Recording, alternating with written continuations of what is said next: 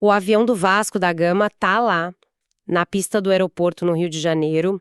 A delegação despachou as malas, o destino é a Argentina, né, para estreia na Copa Sul-Americana, mas na hora do embarque, tipo, o técnico Renato Gaúcho e os principais craques dão meia volta, eles ficam no Brasil. E assim, é uma cena que quebra qualquer expectativa sobre como um gigante do futebol trata o início de uma competição continental. Porque a decisão de não embarcar não foi um acidente de percurso, sabe? Exato, não tem lesão de última hora, não tem suspensão repentina, o abandono ali do saguão de embarque é na verdade uma manobra super fria e calculada. Antes de mais nada, vascaíno, deixa o like para fortalecer o gigante. Se inscreve no canal O Gigante Cruz Maltino para não perder nada do Vasco. E comenta aí, de qual cidade você está assistindo, porque o Vasco não tem fronteiras. Aqui é Vasco. Aqui é o Gigante Cruz Maltino. De sobrevivência institucional. Com certeza.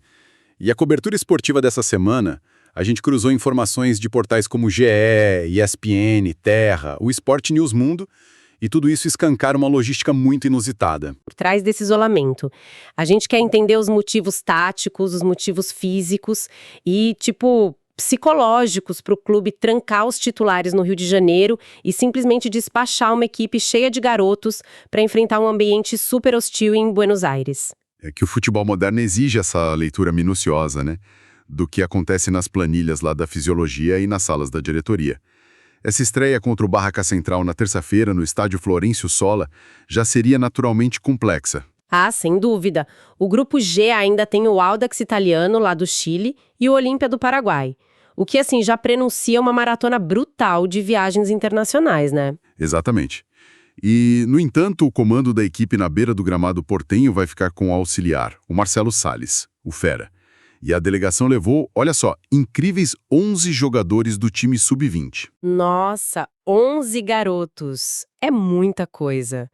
Colocar essa responsabilidade de uma estreia internacional nas costas de meninos da base, recém-promovidos, parece um risco monumental. É um peso absurdo. É, como uma empresa passar o ano inteiro se preparando para uma auditoria internacional importantíssima e no dia que os auditores chegam, os diretores se trancam na sala para resolver problema interno e mandam os estagiários responderem as perguntas. Boa analogia. E a dúvida central que a imprensa está levantando é se essa escolha subestima a força dos adversários na Sul-Americana ou se, na verdade, o calendário do futebol brasileiro obriga o clube a agir com esse nível de distanciamento, sabe? Pois é, e pelo que a gente vê nas fontes, esse distanciamento é meio que imposto pelos limites do corpo humano, não é? Totalmente. O desgaste que essa tabela atual gera não é só aquele cansaço normal do esporte. A gente está falando de uma ameaça crônica de colapso muscular mesmo. Caramba! E a comissão técnica meio que cruzou uma linha invisível ali, né? Onde tentar manter a intensidade máxima em todas as competições resulta inevitavelmente em perder jogador importante por lesão. É isso aí. O departamento de futebol precisou agir rápido. E eles estabeleceram o Campeonato Brasileiro e a Copa do Brasil como as prioridades inegociáveis desse semestre. Não tem como fugir disso. E a matemática do Brasileirão ajuda muito a visualizar essa urgência da diretoria. Porque aquela derrota na 10ª rodada, no clássico contra o Botafogo, nossa, sofrendo uma virada dolorida dentro de São Januário, aquilo acendeu todos os alertas no clube. E machuca, né? Foi o primeiro tropeço sob o comando do Renato Gaúcho e travou o time na 12ª posição, ali estacionado nos 12 pontos. Pois é, e custou a chance de colar no G6, que é aquele pelotão da frente super cobiçado que garante as vagas mais lucrativas para a próxima temporada. Exato. O impacto direto desse revés na tabela obriga a comissão técnica a olhar para o mapa do continente com extremo pragmatismo, porque a geografia dos próximos dias do Vasco é severa demais. Nem me fale, porque depois desse jogo noturno de terça-feira na Argentina, o próximo compromisso do time principal já está marcado para o sábado à tarde. Sim, e não é um jogo no Rio de Janeiro, é contra o Remo, lá no estádio Mangueirão, em Belém do Pará. É um trajeto logístico assustador. A gente pensa, sair do Rio, descer o continente até Buenos Aires para um jogo que naturalmente envolve muita catimba, aquele jogo físico pesado. Aquelas paralisações táticas, a provocação típica de torneio sul-americano, né? Sim, exatamente. E logo em seguida voltar para os aeroportos, cruzar o Brasil inteiro, rumo àquele calor equatorial de Belém. A biologia básica simplesmente não permite que um atleta absorva essa variação toda. É muita mudança de temperatura, de fuso horário, de horas de voo, né? Sem pagar um preço físico altíssimo é impossível. E o histórico do próprio treinador mostra que ele reconhece muito bem esse padrão de desgaste. Ah, Ezerbade, ele já fez algo parecido antes, não foi? Fez sim.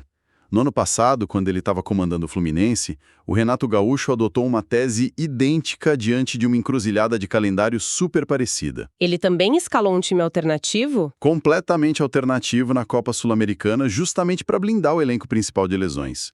Só que a diferença fundamental agora, e o que deixa a situação mais alarmante no Vasco. O que seria? Mas uma instabilidade emocional imensa que está ameaçando consumir a equipe toda. Ah, com certeza. O ambiente ao redor de São Januário definitivamente não está permitindo nenhuma distração aérea neste momento.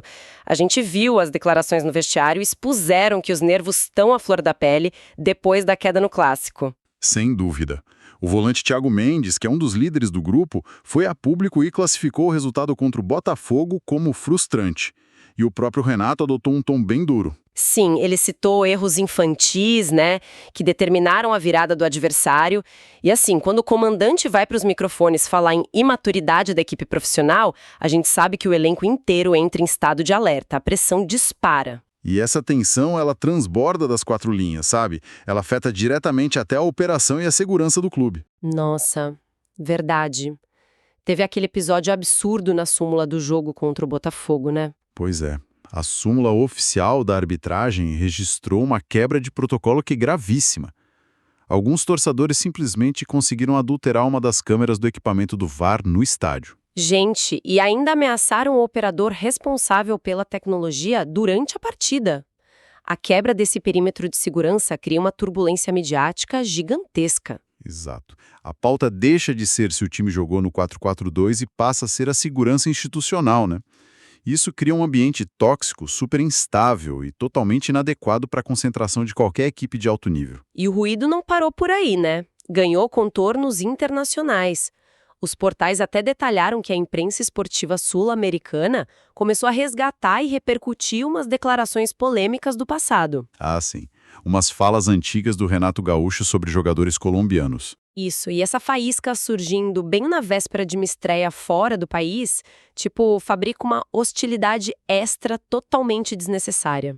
A comissão e os garotos que viajaram para a Argentina vão acabar encontrando repórteres locais focados não no jogo em si, mas em alimentar um atrito diplomático que já estava adormecido faz tempo. Então, no fim das contas, manter o grupo principal confinado no Rio de Janeiro acaba sendo um escudo multifacetado, né?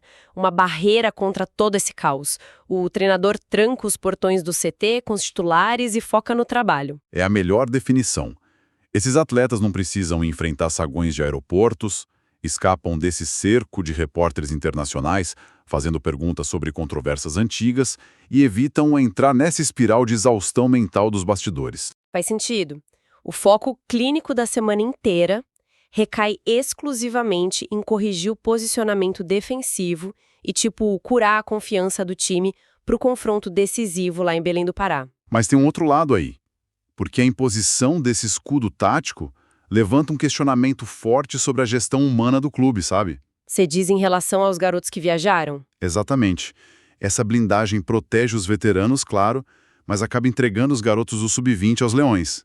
A gente está falando de 11 jovens que vão precisar vestir uma camisa pesadíssima no cenário totalmente adverso, longe da torcida deles, chefiados por um auxiliar técnico e batendo de frente com atletas argentinos que são super veteranos. Veteranos que estão mais do que dispostos a testar cada limite emocional desses estreantes.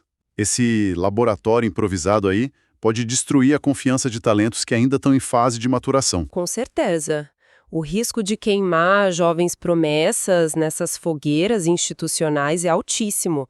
Imagina uma derrota elástica lá, ou uma expulsão gerada puramente por ansiedade do garoto. É um abalo psicológico severo na Argentina. Pode atrasar o desenvolvimento de um talento precoce de uma forma quase irreversível. E a gente sabe, o futebol sul-americano não perdoa a ingenuidade. Nunca perdoa. Mas pelo que a gente analisou nas fontes, a diretoria operou sob um cálculo puramente matemático nessa situação. Foi um pragmatismo gelado. Eles calcularam que o dano técnico de um revés na fase de grupos da Sul-Americana é totalmente irreversível nas próximas rodadas. Exato, mas o impacto de permitir que o elenco principal despenque para as zonas de rebaixamento no Campeonato Brasileiro, isso cria uma âncora financeira e moral da qual muitos clubes gigantes não conseguem escapar de jeito nenhum. A gente já viu isso acontecer várias vezes. E a lógica operacional deles é meio que idêntica à de um pronto-socorro lidando com múltiplas vítimas, sabe? Como assim? Pensa bem, o médico num pronto-socorro não atende primeiro o paciente que tem o maior potencial para o futuro. Ele direciona todo o equipamento vital e a reserva de oxigênio para aquele paciente que tem um risco mais iminente de colapso nas próximas 12 horas. Nossa, faz todo sentido. A sobrevivência no Campeonato Brasileiro recebeu toda a medicação intensiva do Vasco, enquanto a Copa Sul-Americana está recebendo tipo aquele tratamento paliativo que sobrou lá no fundo do estoque. Exatamente isso. A omissão de não colocar a força máxima em campo lá na Argentina não é uma negligência da diretoria, é uma ferramenta rigorosíssima de controle de danos. E ter a frieza de escolher deliberadamente qual competição vai ser sacrificada é o que muitas vezes define o sucesso a longo prazo no esporte de alto rendimento, né? Sem dúvida. A instituição inteira abraça essa impopularidade que nasce dessa decisão hoje.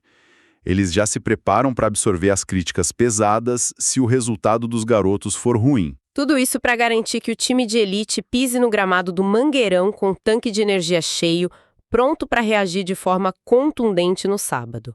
Mas olha, eu fico pensando. O quê? As engrenagens da indústria do futebol como um todo estão passando por um teste de estresse limite com essas manobras. O estrangulamento do calendário está obrigando os clubes a adotarem essas soluções extremas, né?